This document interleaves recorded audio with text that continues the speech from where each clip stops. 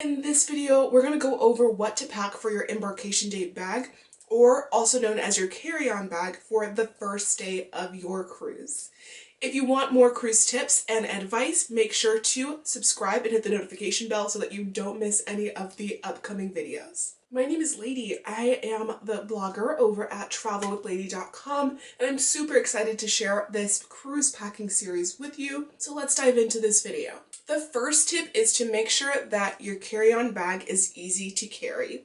I've seen some people on the first day of their cruise look so weighed down by a bag or just something too big, and they're trying to lug it around and head to the buffet, and then they're just getting stuck in places, or the elevators are all taken and they're struggling to carry it up the stairs. For my carry-on bag, I like to keep it small. I prefer a backpack that has 2 straps so that I can do things with my hands, whether I'm taking a photo for the family or I'm eating and I can just keep it on my back. Sometimes if you have a rolling bag and you're eating, you have to find a place to put it, but I can just keep everything on my back and not worry about anything. So make sure your carry-on bag is easy to carry, and whatever is comfortable for you is what is important. Now let's get into the things that need to go into your carry-on bag.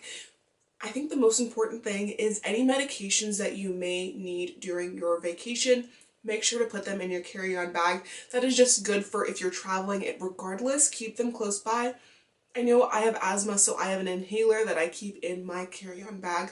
So if you have any medications or prescriptions or anything that you think you might need, put it in that bag so that if anything happens to your luggage where it takes too long to make it to your room or your luggage gets lost on the plane, you have your medications and that part of your life is not an emergency. The next tip is to put your boarding passes and luggage tag in your carry-on bag. I might also suggest a mini stapler so that you can staple your luggage tag to your suitcase. Some people have little plastic sleeves that they put their luggage tags in. So anything you need to board the cruise with, make sure to put that in your carry-on bag. So when you go through your online process and they tell you to print things out, those are the things you want to keep on you so that it makes your embarkation process a lot quicker to get onto that ship. Because that's what we want, to make getting on the ship and that first day to be as stress-free as possible. The next thing is to bring swimwear and sunglasses. If you get to the cruise ship early or you have some time to go swimming, now's a great time to do so.